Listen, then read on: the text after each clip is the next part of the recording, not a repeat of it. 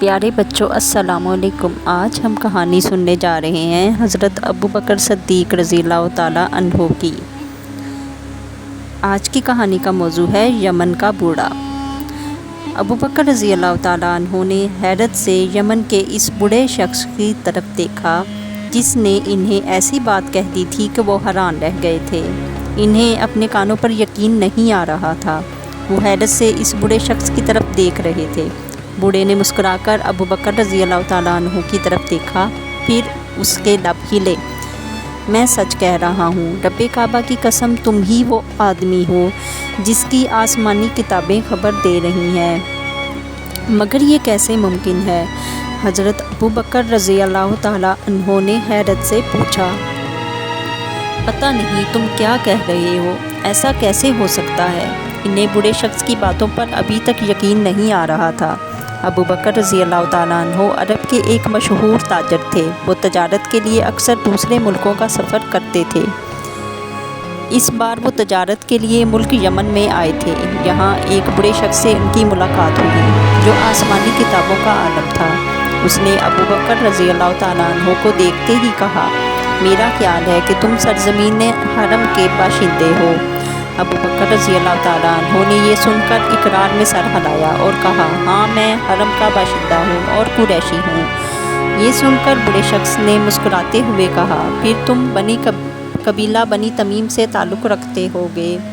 ابو بکر رضی اللہ تعالیٰ عنہ نے یہ سن کر اقرار میں سر ہلایا اور کہا، ہاں میں حرم کا باشندہ ہوں اور قریشی ہوں۔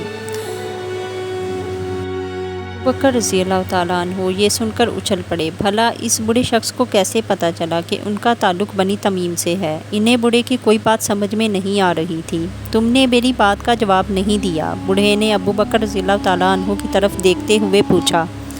ہاں میں بنی تمیم مرہ کے خاندان سے ہوں۔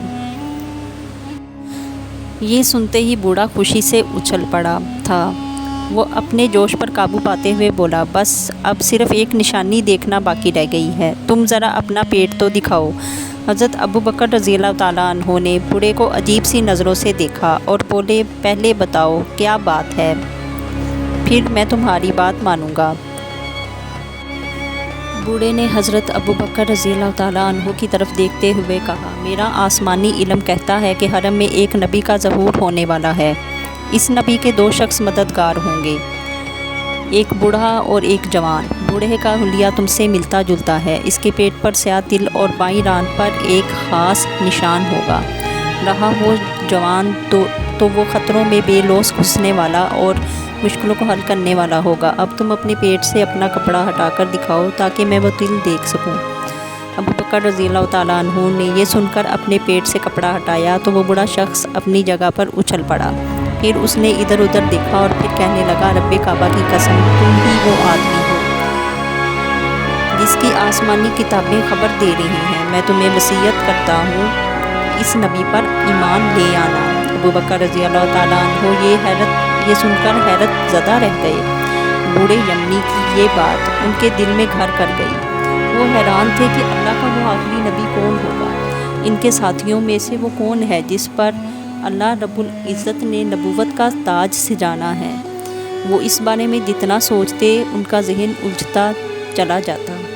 بوڑھا یمنی ابو بکر رضی اللہ تعالیٰ عنہ کی طرف مسکرا کر دیکھ رہا تھا، پھر اس کے لب ہلے۔ ابو بکر رضی اللہ تعالیٰ عنہ، تم مجھ سے ایک وعدہ کرو۔ کیسا وعدہ؟ ابو بکر رضی اللہ تعالیٰ عنہ نے حیرت سے پوچھا۔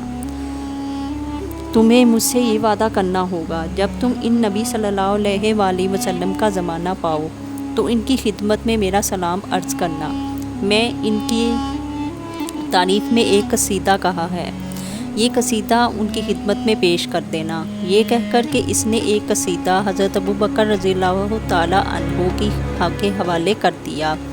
حضرت ابو بکر رضی اللہ تعالیٰ عنہ بوڑھے یمنی کی اس بات سے اجازت لے کر اپنی سرائے کی طرف روانہ ہو گئے۔